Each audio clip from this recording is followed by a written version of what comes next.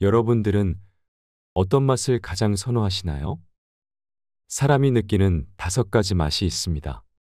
맵고, 짜고, 쓰고, 달고, 신맛의 오미는 인간에게 먹는 것에 대한 즐거움을 안겨주지요. 이 5가지 맛 중에 가장 건강한 맛을 꼽으라면 단연 신맛이라 추천하는데 한치의 망설임이 없습니다. 식초를 가까이 하면 이로움이 많다는 말을 평소 입버릇처럼 달고 다닙니다. 근데 먹으면 안 되는 식초가 있습니다. 오늘은 우리가 항상 먹고 있지만 먹으면 안 되는 식초에 대해서와 몸 건강에도 좋고 다이어트 효과에도 만점인 천연식초 몇 가지와 만드는 방법 등을 알려드리는 시간을 가져보도록 하겠습니다. 또한 얼마 전에 올려드린 식초 영상 내용하고는 다른 내용이니 끝까지 시청하시면 새로운 좋은 정보를 가져가실 수 있을 것입니다. 먼저 이 도서를 주목하시길 바랍니다. 우리나라 전통 식초의 역사를 다시 쓰고 있는 식초명인 저자 한상준의 식초 예찬 펴낸 곳 헬스레터 좋은 식초를 가려 꾸준히 섭취하면 반드시 사람에게 그 보상을 한다고 믿고 있습니다. 업무에 대한 스트레스와 지속된 음주로 인해 지방간을 지나 간경화까지 진행되어 황달과 수전증까지 보이던 40대 남성이 자연 발효된 식초를 꾸준히 마시고 정상에 가깝게 건강이 호전된 것을 볼 수 있었습니다. 갱년기가 되면서 혈당 상승으로 인슐린 주사와 약을 처방받아야 했던 50대 여성은 좋은 식초를 꾸준히 마신 후 혈당이 정상 수치까지 떨어졌지요. 아이를 낳고 늘어난 체중으로 고민하던 옆집 애엄마는 식초에 절인 검정콩을 먹고 처녀때의 몸매로 돌아갔습니다. 어느새 식초 예찬론자가 되었지요. 식초 제대로 알고 먹자. 그러나 아무리 좋은 식초라도 제대로 알고 먹어야 됩니다. 식초라고 다 같은 식초가 아닙니다. 좋은 식초는 따로 있습니다. 나와 내 아이가 먹는 식초, 사랑하는 가족이 먹는 식초는 어떤 식초여야 할까요? 꼼꼼히 따져 보아야 합니다. 사람의 기술이 거만해질 때 자연은 깨달음을 줍니다. 사람은 자연의 일부이고 먹을 것도 자연에서 오는 것이 가장 좋지요. 자연 앞에 겸손해야 합니다. 자연 발효 식초는 주정이 필요 없습니다.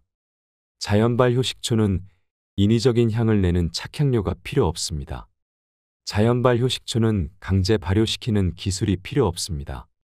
자연 발효 식초는 원료 자체만으로 발효가 일어나고 식초가 됩니다. 자연 발효 식초는 각종 미네랄과 풍부한 유기산을 선물합니다.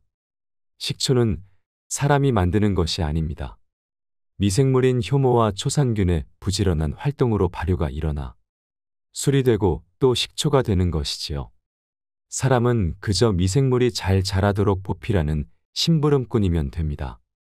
그러면 자연은 맛과 향이 뛰어나고 유기산 함량이 높은 좋은 식초를 사람에게 선물하지요. 사람은 자연의 심부름꾼이면 충분합니다. 먹고 있지만 먹으면 안 되는 식초. 미생물의 활동이 왕성한 무더운 여름. 냉장고에 넣어둔 음식마저도 관리가 소홀하면 부패하기 쉬운 계절입니다. 그런데 절대 변하지 않는 식품이 있습니다. 모처럼 외식을 나가면 음식점 식탁 한가운데 자리를 차지한 식초병을 종종 봅니다. 발효가 일어나야 식초가 되고 지나치면 부패가 진행되는 것이 자연의 순리입니다. 그런데 식탁 위에 놓인 식초는 무더운 날씨에도 아무런 변화의 기색이 없습니다. 너무나 멀쩡합니다. 자연의 이치를 거스른 식초. 주변에서 너무나 쉽게 볼 수 있는 우리 식초 문화의 현주소입니다. 자연의 순리를 거스른 식품이 사람에게 이로울 리 없지요. 건강을 생각하는 식습관은 사람이 먹지 말아야 할 것을 가려 우선 입에 대지 않는 것에서 시작한다고 생각합니다. 초산 발효 과정을 거쳐 몸에 좋은 유기산이 가득해야 할 식초가 언제부터 이렇듯 먹어서는 안 될 식초로 둔갑해 버린 걸까요? 대대로 전해 내려온 우리의 식초 전통은 슬프게도 일제강점기에 그 맥이 끊기고 맙니다. 식초는 술을 근본으로 하는 발효식품입니다. 술이 씌어지는 초산 발효를 통해 식초가 만들어집니다. 그런데 일제강점기 1909년의 주세법으로 전통주 제조가 금지되면서 식초의 전통도 명맥이 끊기게 됩니다. 전통주의 말살은 곧 전통초의 단절로 이어졌지요. 근대화의 물결이 밀어닥치고 이후 36년간의 일제강점기를 거치며 우리 고유의 식초 문화는 아예 사라지고 맙니다. 그 자리를 메운 것이 바로 주정 에틸알코올을 발효시킨 식초와 정체불명 원료로 만든 희석초산, 그리고 석유를 원료로 한 빙초산입니다. 빙초산은 대체 무엇일까요? 빙초산은 섭씨 16.6도 이하에서는 얼음 형태의 고체 결정이 되므로 빙초산이라 불립니다.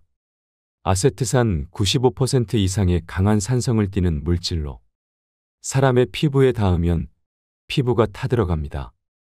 빙초산은 석유에서 강산을 추출하여 중금속만 제거한 석유정제물입니다.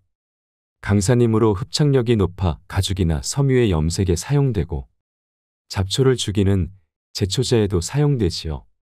농약을 뿌리고 바로 비가 와도 제초제 성분이 씻겨나가지 않아 잡초는 말라 죽습니다. 빙초산이 들어간 희석초산, 다른 말로 합성식초는 사실상 사람이 먹을 수 있는 식초가 아닙니다. 희석초산에 대해 프랑스 식품안전 관련 부처에서는 식용초산이든 아니든 식초에 인위적으로 초산이 들어간 것은 식초가 아니다라고 규정하고 있습니다. 많은 나라에서 빙초산은 공업용으로만 허가되었으며 인체에 대한 안전성 또한 검증되지 않았지요.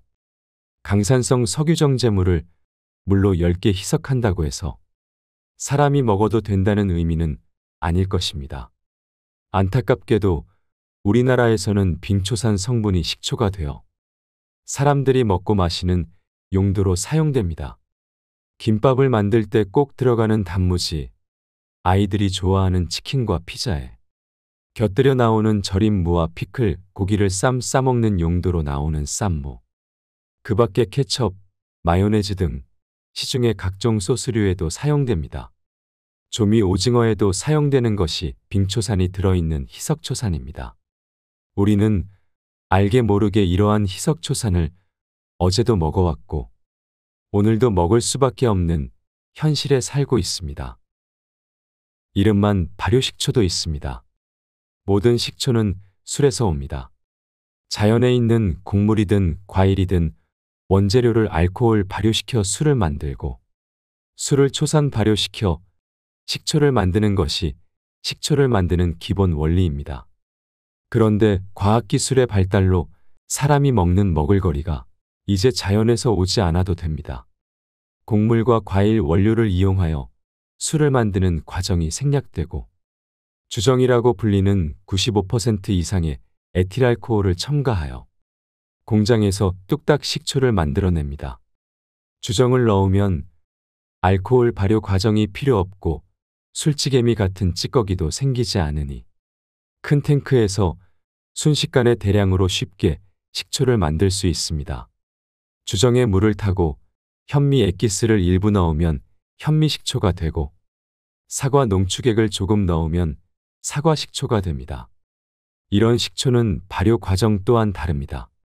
미생물인 초상균의 증식으로 발효되는 것이 아니라 강제로 공기를 넣고 500rpm 분당 500회 회전 이상 빠르게 교반시키면 주정이 산화되어 신맛으로 바뀌는 것이지요. 초산 발효로 식초가 만들어지려면 기온이나 주변 여건에 따라 차이가 있으나 보통 30여일 이상 소요됩니다. 하지만 강제로 알코올을 산화시키면 3일 안에도 아주 강한 맛의 식초가 만들어집니다. 갓난아기가 걸음마도 떼기 전에 성년이 된 거나 다를 바 없지요. 이렇게 생산된 식초 신맛의 주성분은 아세트산입니다. 이런 식초에서는 자연 그대로 느리게 초산 발효를 거쳐 만들어지는 식초에 들어있는 아미노산, 구연산, 호박산 등 다양한 유기산 성분을 찾기 어렵습니다. 시중에서 판매되는 현미식초, 사과식초 등 각종 식초가 대부분 이 주정식초에 해당하지요. 쉽고 빠르게 대량 제조되다 보니 가격 또한 무척 저렴합니다. 주정을 강제 발효시켰다고 하여 발효식초란 이름을 달고 마트나 가게 진열장에 놓여 있지만 이 식초가 과연 진짜 발효식초일까요? 우리가 알고 있는 발효와 다른 의미이지만 알릴 것을 알리지 않은 것뿐이지 거짓말은 아니다라는 논리이니 이제 우리 스스로 좋은 식초를 찾고 고를 수 있는 안목이 필요합니다. 지금 우리가 접하는 식초에는 여러 종류가 있습니다. 땅속 까만 석유에서 10만만을 추출하여 만든 희석초산, 주정이라는 에틸알코올을 물로 10개 희석하여 강제로 신맛을 만들어낸 주정식초, 원료 자체에 미생물이 번식하도록 자연 그대로 느리게 발효시켜 다양한 신맛의 유기산을 생겨나게 한 식초가 전통 방식의 식초입니다.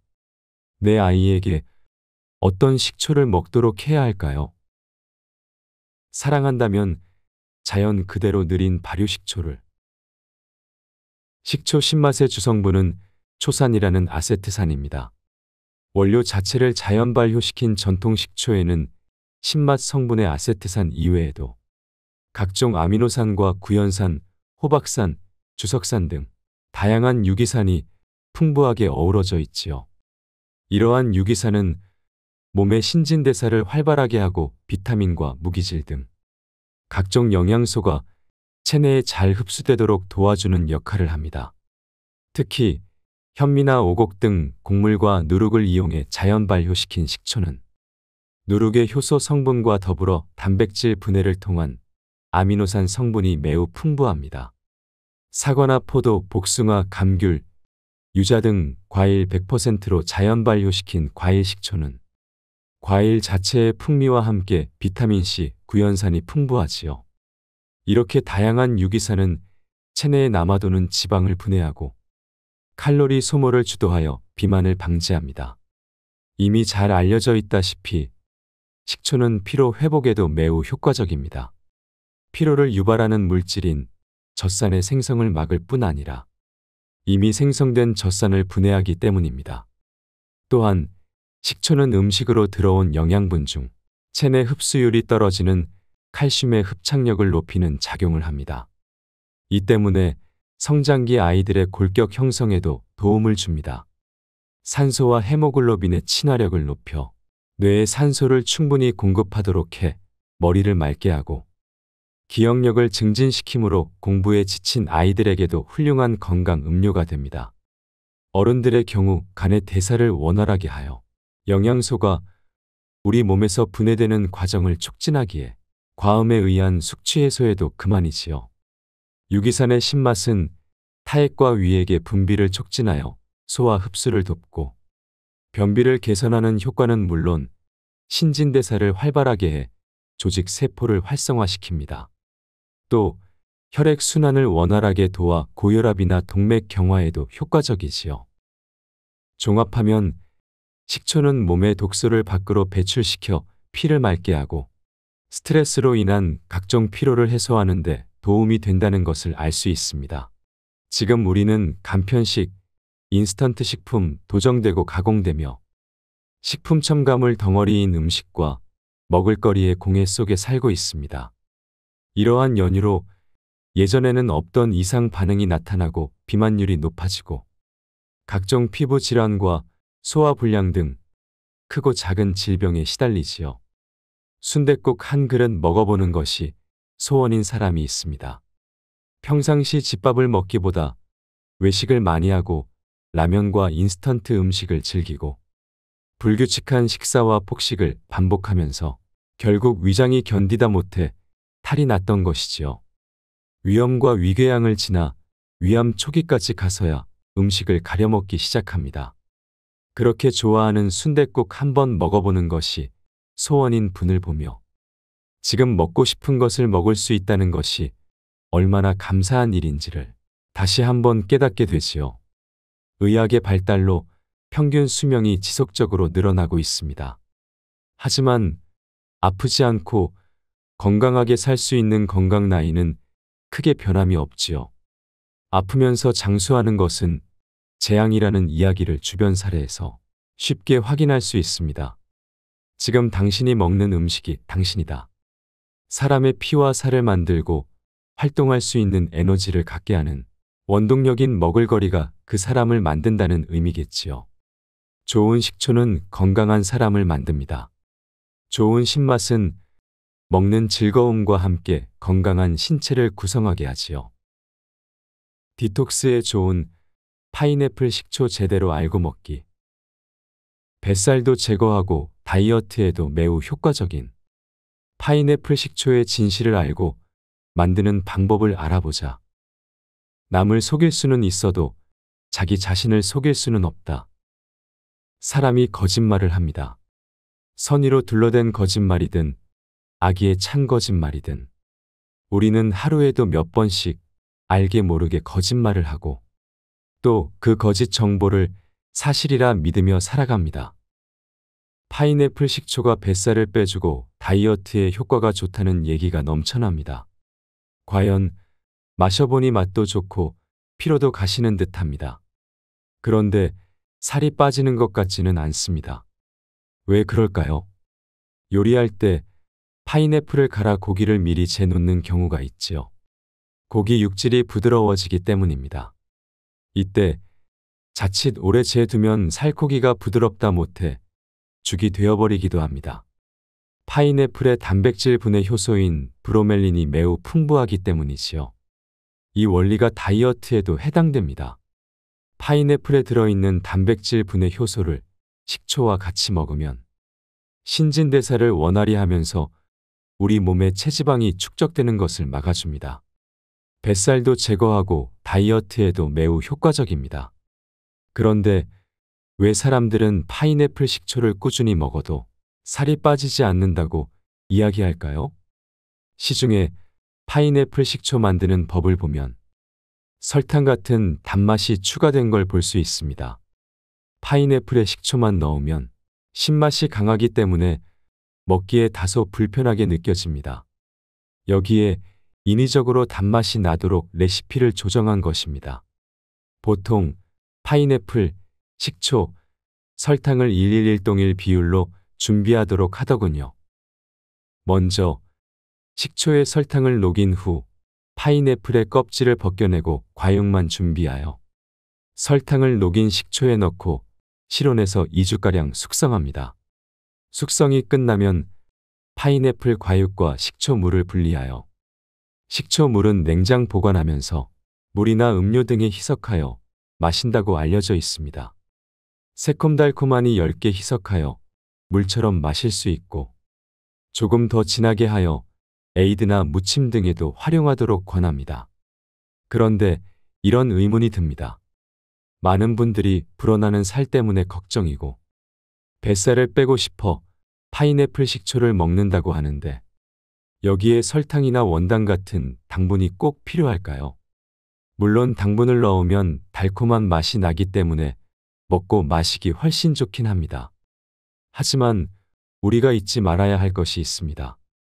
1g의 당에는 사케 카로리량이 포함되어 있습니다. 달콤한 만큼 추가로 칼로리를 섭취하게 됩니다. 이렇게 만들어진 파인애플 식초에는 소주 한 잔 분량의 적은 양에도 80kcal 이상의 열량이 포함됩니다. 이때 초과 섭취한 당 성분이 소모되지 못하면 결국 지방으로 쌓입니다. 설탕이 들어간 파인애플 식초 과연 마셔야 할까요? 내가 사랑하는 사람이 먹는 파인애플 식초는 이래야 합니다. 달지 않아도 건강에는 좋습니다. 칼로리 섭취를 줄이고 단백질 분해 요소와 비타민이 풍부한 파인애플의 장점을 살립니다. 식초는 자연 발효된 좋은 식초를 사용해서 먹는 사람에게 반드시 이롭도록 합니다. 무가당 파인애플 식초 만드는 방법. 만드는 방법은 기존의 파인애플 식초 만드는 법과 크게 다르지 않습니다. 다만 설탕이나 기타 당류를 전혀 사용하지 않지요. 파인애플과 식초를 1대1의 비율로만 준비합니다. 식초는 파인애플의 과일 성분과 어울리게 현미식초 등 자연 발효된 곡물 식초를 준비합니다. 신맛의 성분 중 과일에는 구연산이 풍부하고 곡물에는 아미노산 성분이 풍부하니 유기산의 조화가 자연스럽게 이루어집니다. 첫 번째, 먼저 파인애플의 껍질을 벗겨내고 과육을 준비합니다. 이때 파인애플 중앙 부분의 심지는 단백질 분해 요소 브로멜린 성분이 가장 많으므로 반드시 과육과 같이 준비합니다. 두 번째, 껍질을 벗겨낸 파인애플 과육을 1cm 미만의 두께로 깍둑 썰기하여 병에 담고 여기에 잘 발효되고 숙성된 자연 발효 식초를 부어줍니다. 다른 방법으로 파인애플 과육을 믹서에 곱게 갈아 과육 건더기 없이 먹는 방법도 있습니다. 이때는 바닥에 과육이 가라앉을 수 있으니 먹을 때마다 흔들어 마시면 됩니다. 세 번째, 이 상태로 냉장고에 2주가량 숙성시킨 후 건더기는 건져내어 과육 부분은 샐러드나 요구르트 등의 토핑으로 얹어 먹습니다. 파인애플 식초는 냉장고에 계속 보관하면서 물이나 각종 음료에 희석하여 편하게 마시면 됩니다. 냉장 숙성하는 이유는 혹시 모를 곰팡이 발생을 방지하기 위해서입니다. 파인애플 식초는 1년 이상 냉장고에 보관하면서 좋은 식초로 두고 먹을 수 있습니다. 당분이 추가되지 않아 신맛이 강할 수 있지만 파인애플의 당분만으로도 충분히 단맛을 느낄 수 있습니다. 기호에 따라 마실 때 꿀을 조금 추가해 마셔도 됩니다. 파인애플 식초 활용법은 물에 희석해 마실 때는 파인애플 식초와 물을 1대10의 비율로 10개 희석하고 에이드의 경우 물을 조금 더 적게 넣습니다. 신맛의 정도에 따라 파인애플 식초를 조금씩 가감하면 됩니다. 우유나 두유에 파인애플 식초를 5분의 1 정도 희석하여 잘 섞으면 우유나 두유의 단백질이 응고되어 걸쭉해지는데 이렇게 플레인 요구르트로 먹는 방법도 좋습니다. 파인애플 식초는 신맛이 짙어 일반적인 식초 요리에 두루 사용해도 무리가 없습니다.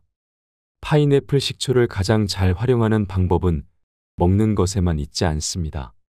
적당한 운동은 우리가 섭취한 식초가 신진대사 활동을 하는데 윤활유 같은 역할을 합니다.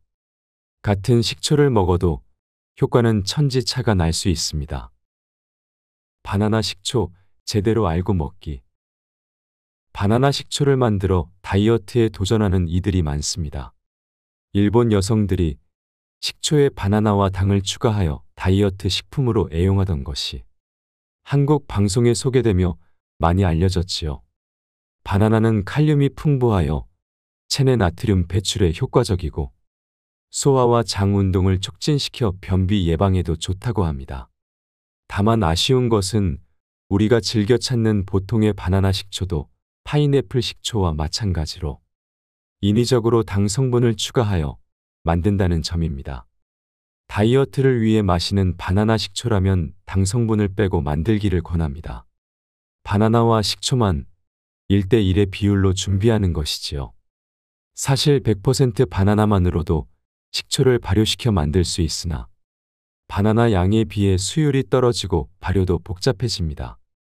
여기서는 간단히 바나나에 자연 발효된 식초를 넣고 2주간 숙성하여 바나나의 이로움을 식초에 우려내는 방법을 소개하겠습니다. 무가당 바나나 식초 만드는 방법. 첫 번째, 먼저 바나나와 유기산의 조화를 위해 자연 발효된 곡물 식초를 준비합니다. 검게 상하거나 흠집이 없는 것으로 선택하여 껍질을 벗겨내고 과육만 준비합니다. 바나나는 식이섬유와 펙틴 성분이 풍부하여 변비 예방과 노폐물 배출에 효과적입니다. 두 번째, 껍질을 벗겨낸 바나나 과육은 1cm 정도의 두께로 잘게 잘라 유리병에 넣고 자연 발효된 곡물 식초를 부어줍니다. 애초에 식초를 만들 때 바나나 과육을 믹서에 곱게 갈아 넣어 과육 건더기 없이 먹는 방법도 있습니다. 이때는 바닥에 과육이 가라앉을 수 있으니 먹을 때마다 흔들어 마시면 됩니다. 세 번째, 이 상태로 냉장고에 2주가량 숙성시킨 후 과육 건더기는 건져내어 샐러드나 요구르트 등에 토핑으로 얹어 먹습니다. 바나나 식초는 냉장고에 계속 보관하면서 물이나 각종 음료에 희석하여 편하게 마시면 됩니다. 냉장 숙성은 혹시 모를 곰팡이 발생을 방지하기 위해서입니다.